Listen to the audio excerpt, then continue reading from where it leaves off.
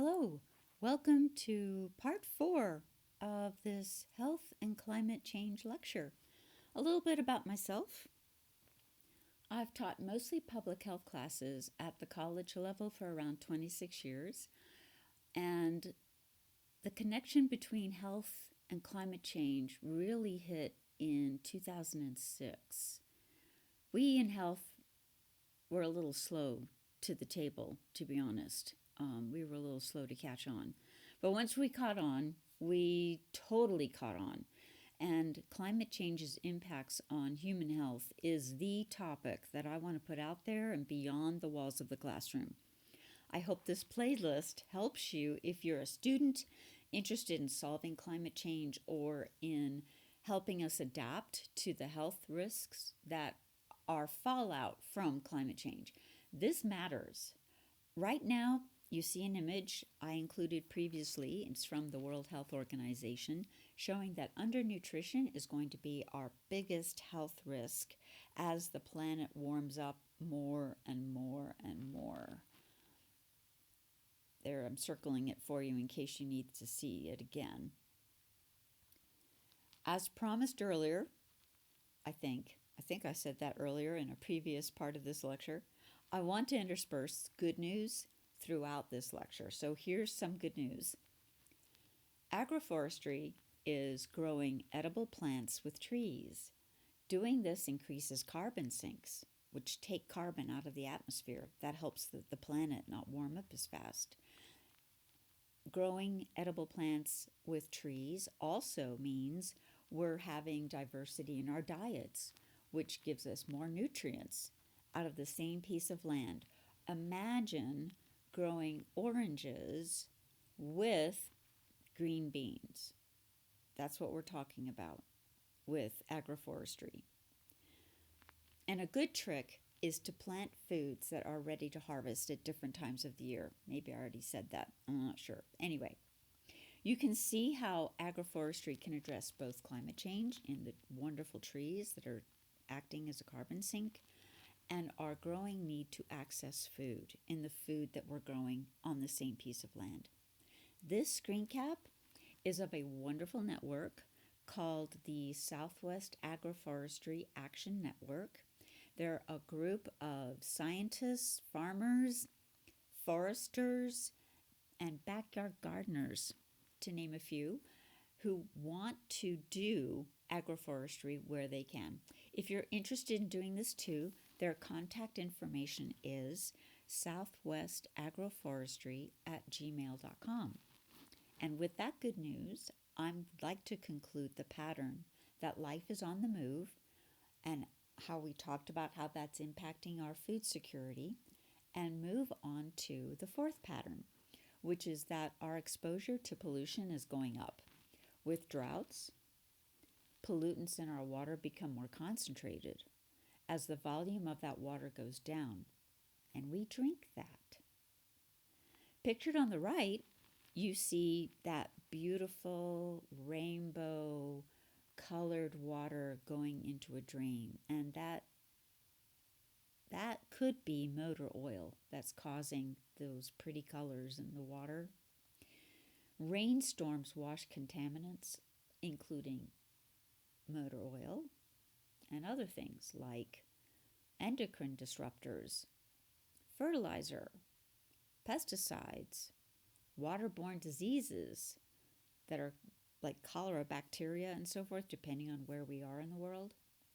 And those are all carried into that drain, which puts those contaminants into our water supplies.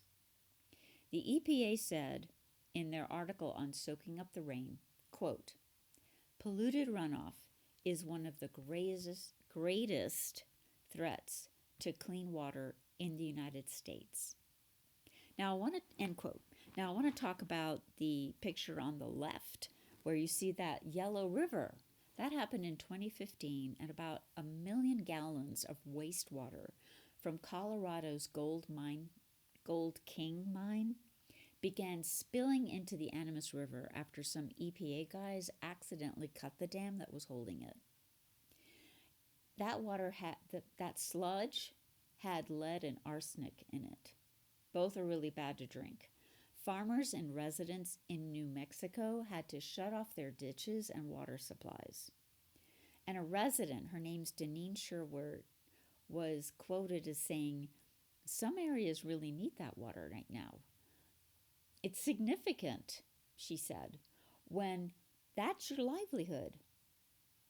And there are many on our ditch who are farmers, and that's their livelihood. So that's what she said in response to having this terrible toxic water running right over farms. And we're not the only living things that need that water. First, we make these toxic pollutants. That's our industrial life. We know this. Then our actions put that pollution in the river. Can you imagine adding a drought to that situation, making our toxic creations in the river all the more concentrated? And climate change is leading to more droughts. So this is why I'm bringing this pattern up. What we can do, let's talk about the good news, the good things that we can do. And these actions save us money, especially if we have a water bill. So this is really helpful stuff. We can fix leaky faucets and toilets to reduce wasting water. Those leaks can waste hundreds of gallons a day. We can install water sense labeled shower heads to reduce water consumption in our showers by 20 to 60%. We can take shorter showers and only run full dishwashers. And there's a lot more on this graphic that came from Becky Hagman. And if you'd like to read all of it, feel free to pause this video for a minute and then come back when you're ready. Another thing we can do is collect rainwater from our roofs, as we've talked about before with mosquito stuff. Make sure you do this, make sure you have that mosquito netting across in any holes so that mosquitoes don't get in there and breed. And we can collect water from our baths or showers. You know how we're getting ready to take a shower or we're getting ready to take a bath, and we turn on the water and it's cold. We have to wait a few minutes for it to warm up, right? Well, we can collect that water. We can stick a bucket under the faucet or under the shower head and collect all that cold water and use it. We can use it to mop our floors. We can use that water to water plants. We can use that water to flush our toilets. So that's another way we can conserve water and keep our water sources cleaner. If you're using rainwater, it's great for you watering plants, and maybe you can use it to mop your floor, but don't drink it because it will have dirt and maybe bird poop from your roof, leached into that water. So don't ever drink the rainwater. We can produce watersheds, which is what you see pictured here. A watershed is where our rain goes, where it collects and stays. And we can protect it by reducing how much runoff pours into that with contaminants. So ways we can do that include planting native vegetation, using mulch around our plants to reduce how much fertilizer we use and how much water we use. We can minimize how many chemicals we put on our yard if we have a yard. We can maintain a septic tank if we have a septic tank. We don't, but if you do, have it checked out at least every 3 years to make sure your groundwater isn't getting contaminated.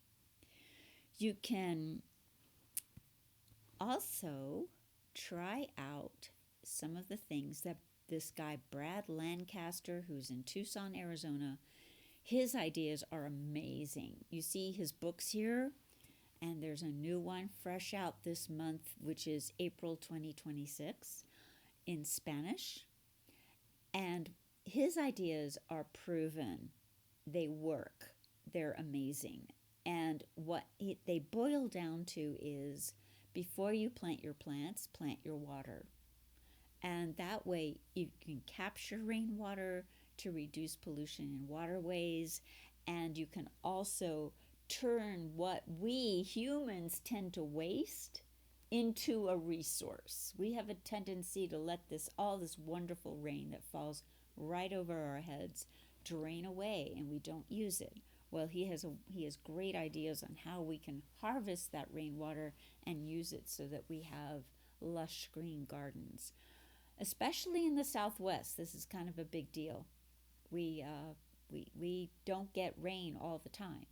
So he has turned his neighborhood, a bunch of his neighbors joined in. They saw what he was doing. They saw how lush and green his yard was. They learned from him and so forth. And I have walked through his neighborhood, and man, it goes down by at least 5-6 degrees, maybe even 10 degrees in terms of urban heat. Just stepping into their neighborhood, and this is Tucson, Arizona. This is in a really hot place, and it's phenomenal. And their whole neighborhood is lush and green, and it's just awesome. So great. Another thing you can do is contribute to education in your local community about why it's important to keep waters clean. And a good way to do that is to model what others can do. So if you're washing your car, you're gonna purposely put it on a part of land where all that soap and oil doesn't go right into a source of water, right? You're not going to do it on your driveway where it's just going to run off with the next rain and go right down the drain and pollute the water supplies. Another way you can help is participate in any local river cleanups you might hear about, or attend local city hall meetings concerning water quality.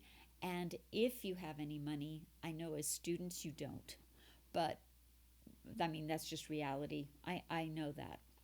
But if you want to help in any way certain organizations, I recommend Earth Justice, the Natural Resource Defense Council, and the Nature Conservancy. All of these are great organizations, and they work to protect our natural resources, including water.